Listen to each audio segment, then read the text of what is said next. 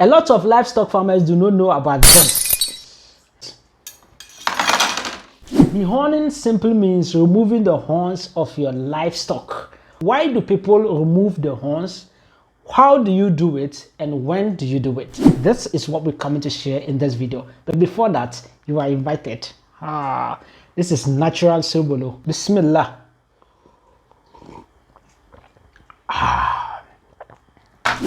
So first, what is dehorning? Dehorning simply means removing the horns of your livestock. And this is not something that is actually practiced in Africa. No, we don't know what is dehorning. We don't actually practice it. This is something that is, practiced by people in the Western world. Now, in Africa here, we derive pleasure from the horn. We derive pleasure and value when an animal has a big horn or a long horns. In fact, the bigger the horns, the bigger the price. When you go to buy a cow, you go to buy a sheep during Eid al-Adha or Muslim festival, and your animal is big, just the same size as another one, but yours has a bigger horn, you are likely going to make a lot of money because people will most prefer yours to that one. So for Africans, having the horns is a priority, and that is what we value. But I'm so shocked learning about dehorning. Though I'm not an expert in agriculture, but I've learned it, and I'm just going to break it down that you would basically understand.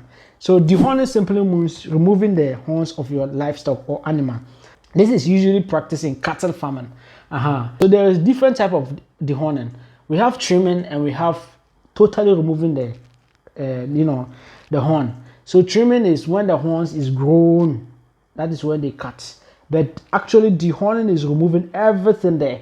So they remove the small parts all, and that's what we call dehorning. Why is dehorning important? For people who are into large-scale livestock farming, they are the people who do dehorning, and they do it for special reasons. One of the reasons is that for them to be able to tame or control the livestock. If it is growing, the more growing the more the horns grows, the more aggressive the cattle becomes. So if the horn is growing and is becoming big, it becomes very dangerous to approach it. It can easily harm you and probably harm the remaining other cattle that are around it, especially when they engage in a fight or they have any rumble. So in order for them not to lose livestock to death and things, they actually have to cut those horns so that it can't harm other livestock. That's one of the reasons. Number two is storage. So for most people who are into large-scale livestock farming, they want to use a specific space for their livestock, but sometimes they put them in smaller boxes that they need to put their head somewhere to be able to feed and things. So imagine it has a big horn, it can't enter. So, and when they buy, they need to transport it, they put them in a car and things, and there are plenty. So imagine they have longer horns, they will not be able to enter. And so the second reason why they do dehorning is storage. Another reason why they do dehorning is price value. For Africa here, livestock that has long horns, they have money, and that is what people like. So their price is high. If your animal is the same as another person's own and yours doesn't have horn, remember, you will not get market in Africa here. But contrary, at the European world, it is the opposite. And what we learned is that people actually buy livestock that do not have horns. But those that have horns, people actually don't like them, or maybe their prices are lower. So if you are into livestock farm, you want to sell your livestock or cattle at a higher bid, at a price that you don't want to give any chance of you not getting to sell because of the horn on. They don't want to make that excuse. So one of the reasons why they dehorn them is because of market, because of money. They don't want to lose market, and that's another reason. And the fourth reason why they dehorn it is safety of the people. Actually, we talked about safety of other livestock. If the thing has livestock, it can harm other livestock. But here, safety of workers. You have livestock and you have a farm. You have workers in it who have to take them, wash them, clean their, poo-poo and things. So if it has a long horn, it can harm, and it cannot be treated if veterinary comes and things. So these are the, the various reasons why they dehorn their livestock. When do you do dehorning? I mean, what time or at what age should you dehorn your livestock or your cattle?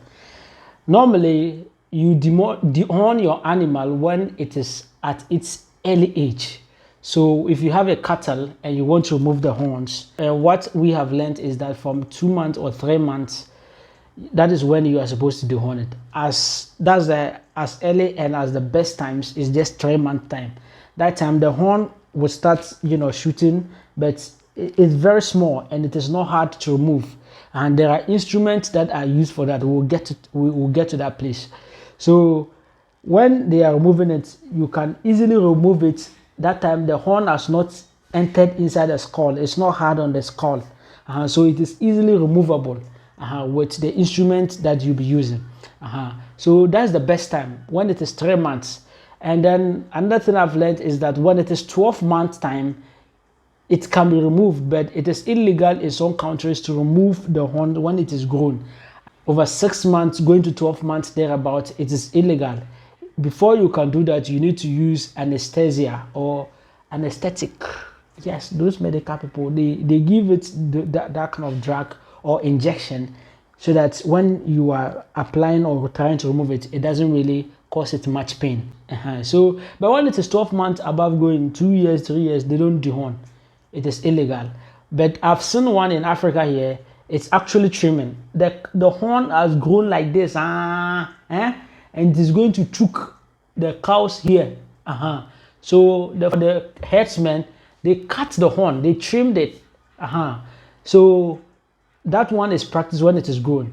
But for people here, I don't know how they did it, but what I know is that if you want to do it like that, you need to gauge the right time to do it. So for the younger one, when you want to dehorn it, there are times that you can do it.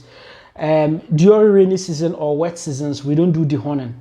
We don't do dehorning early in the morning. Dehorning is done at dry weather. So you wait when day breaks, and it is from afternoon going to the evening. That is when they dehorn the livestock. That's when they do the dehorning. And then if they are going to do the dehorning too, they ensure that there are no flies, there are no those things, so that even the little sores or the little pains that it might cause it, the flies will not disturb it, and you will have some medication to put. So you just need to check the time. The time, it should not be in the morning, and it should not also be in rainy or wet season. It should be in a dry season. If you are going to do it at the opposite, if you are not going to do it that time, then you need to find ways and means you can ensure that the soil can dry fast, and it will also be suitable for it to heal early. How do they do the dehorning? There are various instruments that are used for the dehorning. One of the popular instruments is the sharpened or the curved knife. So they have a curved knife that they use. That one is easily for them to cut it, and they can even remove the small horn from the skull, and it wouldn't really be a big deal. So, but it has to be done by an expert. Number two is there is this gas, stick. So they connect it to gas, and then they use it, and I don't know whether they burn it or what. So they have a way they do it. That's the second instrument. And the third instrument that I know is a wire. I actually saw in a video where the people were using the wire. They were just using the wire on the horn like this, and it is trimming the horn. So that one is actually used when you want to do the trimming. But removing it too, as if the horn is not hard on the skull, you can also use it. So that's the third instrument that I know. You can also suggest some instruments that you think could be used for the dehorning for a lot of protein. Remember, I'm giving you just an overview of the entire topic. If you want to really delve deep into it, then you need special lessons. So in this video, we've actually covered the most important aspect of the dehorning, that is why they dehorn. We talked about how they dehorn it, the times they dehorn it, and then the instruments. And I think this is a good video that could give you an overview of dehorning. If you just joined in, kindly subscribe to my YouTube channel, The African Farms and Culture, and then kindly share this video for others to benefit. And don't forget, I'm very grateful for everything that you do. Assalamu alaikum.